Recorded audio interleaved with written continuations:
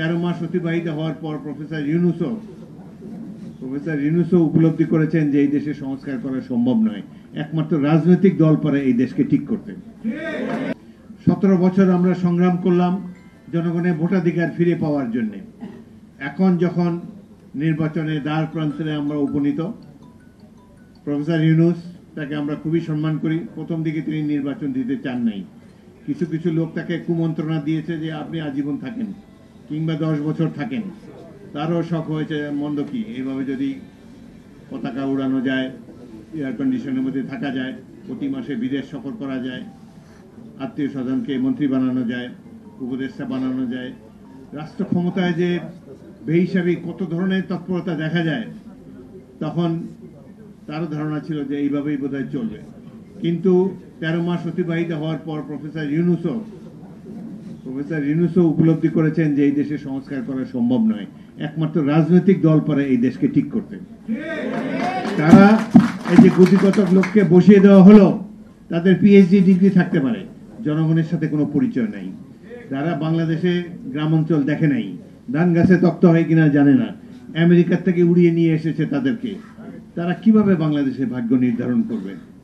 এদের সহযোগী হয়েছে এখন একটি রাজনৈতিক দল যারা 71-এ মুক্তিযুদ্ধের বিরোধিতা করেছিল, যারা 47 সালে পাকিস্তান আন্দোলনের বিরোধিতা করেছিল, সব সময় জনগণের বিপক্ষে থাকে তাদের অবস্থান।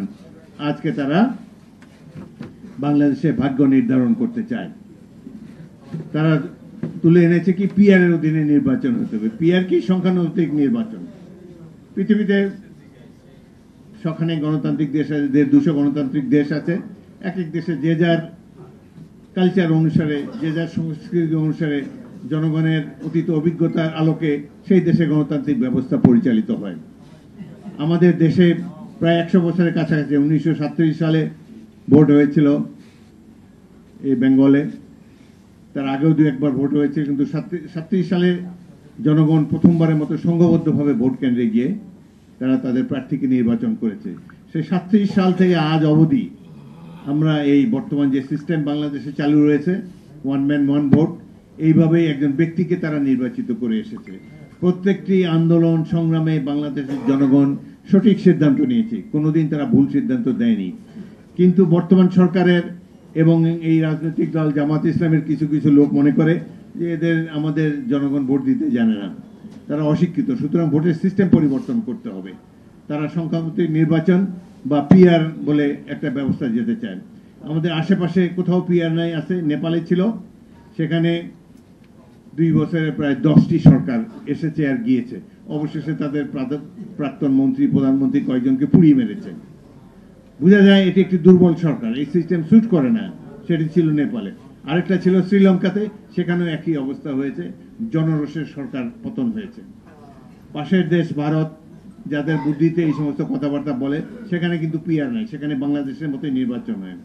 গণতন্ত্রের মাদার কান্ট্রি যুক্তরাজ্যে, ইংল্যান্ডে, সেখানেও এই বাংলাদেশের মতো সিস্টেমে ভোট হয়। যদি এই পিআর সিস্টেম এতই ভালো থাকতো, তাহলে যারা 200-300 বছর ধরে যারা গণতন্ত্র প্র্যাকটিস করে এসেছে, তারা তো এই ব্যবস্থাটা, এই সংখ্যানুপাতিক নির্বাচনই তাদের দেশের জন্য গ্রহণ করত। তাহলে তো ইংল্যান্ডে এই সিস্টেমে ভোট হতো, প্রতিবেশী রাষ্ট্র ভারতও এই সিস্টেমে ভোট হতো। এখন এই সিস্টেমে ভোট হয় ইসরায়েলে, নেদারল্যান্ডসে আর 2-4টি দেশে, যাদের দেশের কালচার এরকম, তাদের রিকোয়ারমেন্ট অন্যরকম, হয়তো তাদের জন্য এটাই ভালো। এক এক দেশে যার জন্য যে সিস্টেম ভালো সেটা করুক। কিন্তু বাংলাদেশের মানুষ, সাম্প্রতিককালের একটি জরিপে দেখা গিয়েছে যে 56% মানুষ জানেই না যে সংখ্যানুপাতিক নির্বাচন কি। সুতরাং এই ধরনের একটি ব্যবস্থা যদি বাংলাদেশের উপরে চালিয়ে দেওয়া হয়, এটি অন্যায় করা হবে। জনগণের রায়কে সবসময় এই জামাত ইসলামী ভয় পায়, এই জন্য প্রত্যেকটা নির্বাচনে অংশগ্রহণ করে কোনোদিন 17টার বেশি আসন পায় নাই। আমাদের দল বিএনপি যখন লেজে গোবরে অবস্থা হলো, সবসময় বিপুলভাবে 4 বার তো জনগণের ব্যাপক সমর্থন নিয়ে আমরা রাষ্ট্র শাসনের দায়িত্ব পেয়েছি। 1996 সালে অনেক লেজে গোবরে অবস্থায় আমরা নির্বাচন করে 120টি আসন পেয়েছি। তখন এই জামাতে ইসলামী, আওয়ামী লীগ ঐক্যবদ্ধভাবে বিএনপিকে প্রতিরোধ করার চেষ্টা করেছিল। আমরা সবসময় জনগণের রায়কে মাথা পেতে নেই।